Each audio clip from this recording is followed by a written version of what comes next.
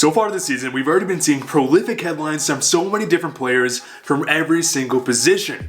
Rookies breaking records that haven't been touched in decades, defensemen putting up just uncanny totals, and goaltenders putting up numbers that have never even been achieved in NHL history. And last season we saw Nikita Kucherov just put up uncanny numbers with 128 points, and this season we're also seeing forwards just scoring at a tremendous pace. So now that we're right at the midpoint of the 2019-2020 season, let's try to predict the NHL awards. And of course, throughout the duration of the rest of the season, we're going to see some massive changes in stats and scoring leaders, so make sure to comment down below who you believe will win the awards. And if you aren't subscribed already, make sure you hit that subscribe button for some more awesome hockey content. We will start with the Hart Trophy for the highest scoring player, and I believe that Connor McDavid will take this trophy hands down. McDavid has been just on an absolute tear this season, 64 points in 42 games, and he will surely, eclipse that 120 point mark, if not the 130 point mark. The Oilers as of recently have actually been trending downwards in standings, but when you have players like McDavid, Draisaitl, who can seemingly just score at will, I do expect McDavid to get back at a better pace. And also as of right now, we have other guys like Nathan MacKinnon, David Pastrnak, Brad Marchand, and his own line mate Draisaitl, who definitely have a chance of catching up, as they're only trailing by around 5 points with less games in hand. But again, McDavid has been kind of trailing out, but once he gets back to his game, I do expect him to take home the Hart Trophy. Next, we have the Norris Trophy, and to me, hands down, the Norris goes to John Carlson, no questions asked. There's always been a fan debate in the NHL where if a defenseman wins the Norris, they have good offensive upside, but they aren't the most defensively responsible players. John Carlson is an elite two-way defender that just so happens to be scoring at an insane rate. 50 points in 41 games this season. Carlson is on pace for 100 points this season. This is a feat that hasn't been touched in nearly 30 years since Brian Leetch in 1992, where he put up 102 points with the Islanders. And this season, there are also some other really just exceptional defensemen who have really elevated this game this season. Roman Josi has been an absolute stud, and I appreciate it because he's on my fantasy team. Dougie Hamilton has been good. Victor Hedman has been good. Shea Weber is back to his Shea Weber form. And also, people do like to toss in Cale Makar. And there's the chance that a guy like Roman Josi or Victor Hedman or Dougie Hamilton or whoever I just listed can catch up. But if the award was announced today, Carlson would be my guy, with Roman Josi coming in pretty close in second. Next, we have the Vezina Trophy, and I'm actually going to be displaying a graphic, I'm sure you've already seen already, of what exactly the trophy, the details are. And this season, the Vezina is a bit tricky, it's always a bit tricky, because as we have many goaltenders who are currently in very different circumstances who played a different amount of games. I definitely have to acknowledge Tristan Jarry's just dominance this season, 1.88 goals against average and a .938 save percentage, just insane numbers. And if he can maintain this pace, he will surely bring home the Vezina, but as of right now, I do have to go with Darcy Kuemper.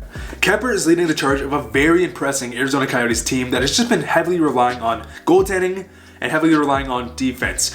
And the Arizona Coyotes right now are actually currently third best in the entire NHL for goals against average, and they're actually only 23rd in the NHL for goals for per game, so they heavily rely on good goaltending and they heavily rely on defense.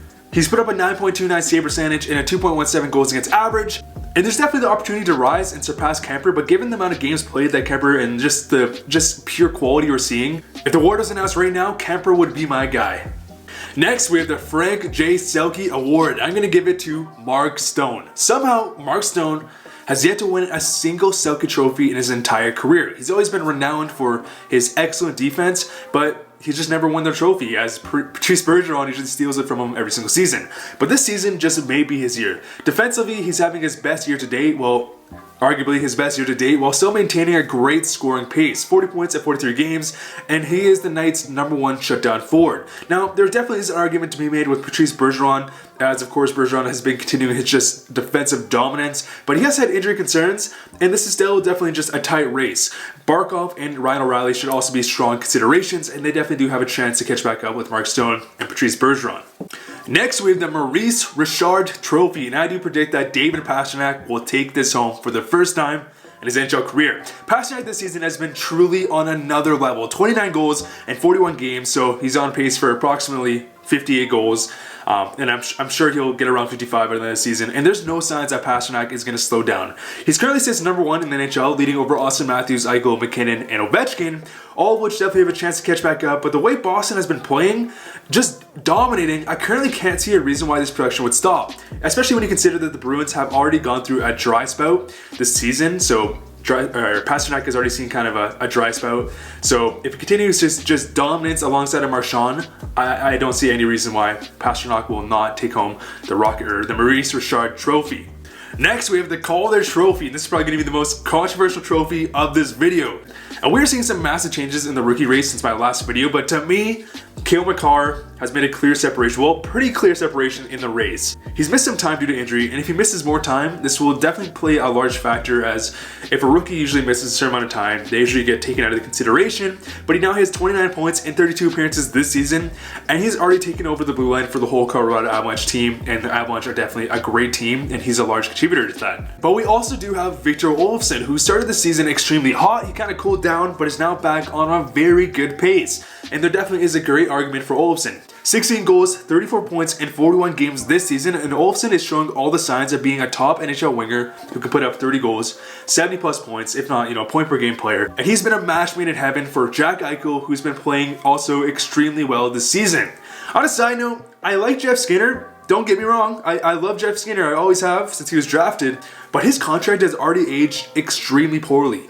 I never even understood at the time. $9 million over 6 years. $9 million. Even coming off a 37 goal season, it really confused me. $9 million for a winger who had a career high.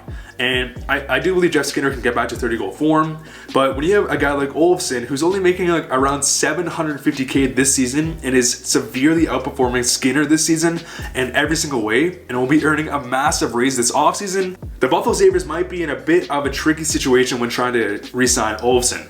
And then of course we have Quinn Hughes. And Quinn Hughes has proven to be an exceptional offensive defenseman who has blown all expectations out of the water. In fact, many analysts, including Brian Burke, have already expressed that Quinn Hughes is actually the Calder favorite so far this season. But Hughes' point production has been trailing off in the past couple weeks, but his individual game has still been developing rapidly. 28 points in 39 games this season, and is displaying all the qualities of top 2 offensive defenseman who at this point has just unlimited potential. I still personally feel like Hughes and Makar are closer than a lot of people realize, but Makar definitely does have the edge for the time being. But this rookie class just in general is spectacular. It's extremely rare to have multiple defensemen at the top of the race, and that's basically just a non-existent thing in the past couple decades. And the crazy thing is this next season, when Lafreniere comes in and all these just crazy talents, the next rookie race is going to be insane as well. We've been getting so blessed the past couple years, past 5 years, with just insane rookie classes. Next, we have the Ted Lindsay Award. I do predict that Connor McDavid will clean up this award as he racks up 120, 130 points this season. But I will say though, is it won't be a landslide, because if John Carlson continues his dominance, you could make a great argument for him. Of course, others like Pasternak, Marchand, McKinnon, obviously there's going to be some other arguments here. But if McDavid is able to reach or surpass the total that Nikita Kucherov put up last season with 128 points, which I do believe is very possible, I definitely will have to argue that Connor McDavid is the Ted Lindsay Award winner. And lastly, we have the Hart Trophy, and I believe that Nathan MacKinnon so far this season is the clear Hart Trophy winner. The Colorado Avalanche so far this season have already faced just so much adversity. They face major injuries to basically all their key players. Mikko Rantanen missing substantial time, Gabriel Landeskog, their captain, missing time, Cale Makar, Calvert, Erik Johnson missing time. And not only has MacKinnon just got them by, but he's dominated without his line mates, and that's just insane. 58 points in 40 games this season, so he is on pace for around 120 points this season, which would be pretty crazy. And MacKinnon has kept the Avalanche near the top of the West, as they currently sit 23, 13, and 4 with games in hand over some other teams. McDavid, Pasternak, Carlson, Draisaitl will obviously be in the talks, of course. But given McKinnon's just circumstance, he has hands down just been the most impressive player to me this season. But anyways guys, there's my NHL Player Award winners. Definitely comment down below what you think, or if you change any of the awards I picked. Anyways guys, thank you guys so much for all the support. The support on this channel as of recently guys has just been insane. We just now passed 2,500 subscribers, and my goal was maybe hit 2,000 subscribers by the end of 2019, and we just crushed that by nearly 25%. Just insane guys. I appreciate the support so much. It means so much to me. Around like 3 weeks, a month ago, I really decided to, I guess, just change the tempo of this channel. It might have even only been like 3 weeks ago. And I decided to kind of take a chance and, just restructure this channel. And I really appreciate all the support, because I wasn't sure if I was going to be able to do it. And obviously, because this is something I've been wanting to for a long time, but I've been a bit afraid that if I did this, it wouldn't necessarily pay off because it just takes so much time, so much commitment, so much research to make some of these videos. And I was a bit afraid that I'd be sinking a bit too much time in something that wouldn't pay off. But your support, guys, has been amazing and has definitely allowed me to have the confidence to continue down this line of this new format. But anyways, guys, I hope you guys had a great break, great holidays, great Christmas, or whatever you guys celebrated. I got some time to rest. I was still trying to upload some videos. If you guys don't know my circumstance too, I'm actually working full-time as a marketer. I'm also in university. I'm also doing YouTube. So it takes a lot of time, a lot of extra energy to create these videos. And obviously when you guys give me so much support, it makes it very easy as I really enjoy doing these. It's awesome. I love doing it and support has been awesome, guys. Thank you guys so much for watching. See you guys later.